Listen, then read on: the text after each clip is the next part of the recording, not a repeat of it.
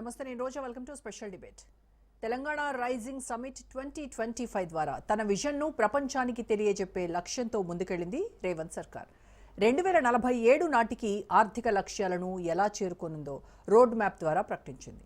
ఆర్థిక, పర్యావరణ రంగాల్లో తెలంగాణ రాష్ట్రాన్ని దేశంలోనే ఆదర్శప్రాయమైన రాష్ట్రంగా నిలబెట్టడమే రేవంత్ సర్కార్ విజన్. గ్లోబల్ సమ్మిట్ సాక్షిగా లక్షల కోట్ల ఎంఓయూలు జరిగాయి. ఫ్యూచర్ సిటీలో నిపుణులు మేధోమథనం చేశారు. దేశానికి దిక్సూచిగా తెలంగాణ మోడల్ను నిలిపేందుకు రేవంత్ సర్కార్ ప్రయత్నాలు చేస్తోంది. ఇంతకీ క్యూర్, ప్యూర్, రేర్ వ్యూహం ఏంటి? గ్లోబల్ ఇన్వెస్టర్లు పరుగులు పెట్టారా? సమ్మిట్తో కాంగ్రెస్ ప్రభుత్వం సాధించిందేంటి? రాబోయే రోజుల్లో దిశ మారనుందా? అటు వికసిత్ భారత్, ఇటు రైజింగ్ తెలంగాణ 2047 అభివృద్ధికి రోడ్ మ్యాప్ పడిందా? గ్లోబల్ తెలంగాణపై ఇవాల్టి స్పెషల్ డిబేట్.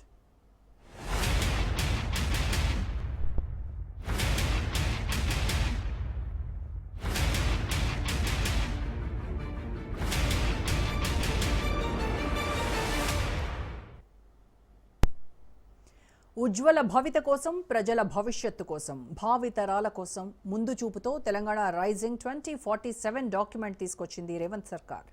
2047 నాటికి 3 ట్రిలియన్ల ఎకానమీగా తీర్చిదిద్దాలనే సంకల్పంతో విజన్ డాక్యుమెంట్ సిద్ధం చేసింది.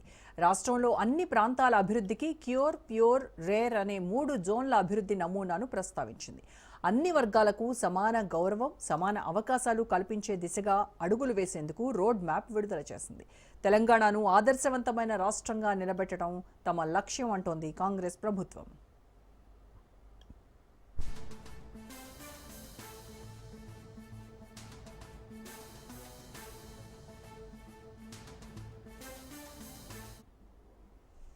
తెలంగాణ రైజింగ్ గ్లోబల్ సమిట్లో పెట్టుబడులు వెల్లువెత్తాయి. 5,75,000 కోట్ల పెట్టుబడులకు పలు కంపెనీలు ప్రభుత్వంతో ఒప్పందాలు కుదుర్చుకున్నాయి.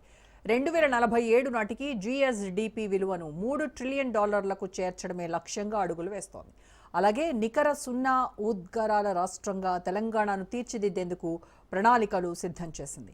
పారిశ్రామిక అభివృద్ధితో పాటు నెట్ జీరో ఎమిషన్స్ కలిగిన రాష్ట్రంగా మార్చడమే ప్రధాన లక్ష్యం. ఇక 1 కోటి మంది తెలంగాణ మహిళలను కోటీశ్వరులుగా తీర్చిదిద్దడం లక్ష్యంగా పెట్టుకుంది రేవంత్ ప్రభుత్వం. స్వయం సహాయక బృందాల నెట్వర్క్ను ఆధునిక టెక్నాలజీ, మార్కెటింగ్, ఫైనాన్షియల్ టెక్నాలజీతో అనుసంధానించేందుకు సన్నాహాలు చేస్తోంది.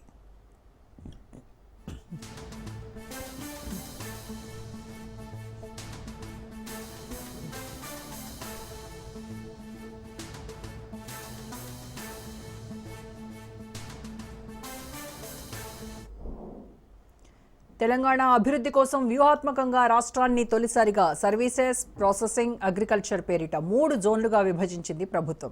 కోర్ అర్బన్ రీజియన్ను క్యూర్గా పిలుస్తున్నాం. ఇక్కడే సర్వీసెస్ రంగాలున్నాయి. పెరి అర్బన్ రీజియన్ను ప్యూర్గా, గ్రామీణ వ్యవసాయ రీజియన్ను, ఆర్థిక వ్యవస్థను రేర్గా పిలుస్తున్నాం. చైనాలోని గ్వాంగ్డాంగ్ ప్రావిన్స్ను ఆదర్శంగా తీసుకుని తెలంగాణను అభివృద్ధి చేస్తామన్నారు సీఎం రేవంత్. 20 ఏళ్లలో గ్వాంగ్డాంగ్ అత్యధిక పెట్టుబడులు, వృద్ధిని నమోదు చేసిందన్నారు. తెలంగాణ రైజింగ్ ప్రయాణంలో వ్యాపార, వాణిజ్యవేత్తలు, కార్పొరేట్లు, విధానకర్తలు, దౌత్యవేత్తలు, ప్రభుత్వము, నిపుణులు భాగస్వాములుగా ఉంటారని ఆయన ధీమా వ్యక్తం చేశారు.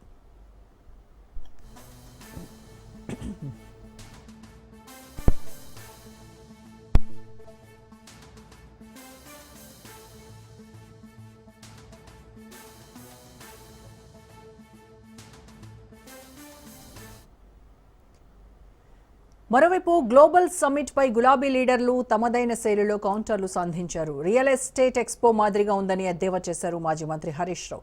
ఫ్యూచర్ సిటీ వేదికగా రేవంత్ రెడ్డి ప్రభుత్వం అంతర్జాతీయ స్థాయిలో పరువు పోగొట్టుకుందన్నారు. అందాల పోటీల్లాగా, ఏఐ సమ్మిట్ లాగా గ్లోబల్ సమ్మిట్ కూడా అట్టర్ ఫ్లాప్ షో అయిందన్నారు తన్నీరు హరీష్ రావు. విజన్ డాక్యుమెంట్లో విజన్ లేదు, దాన్ని చేరుకునే మిషను లేదన్నారు.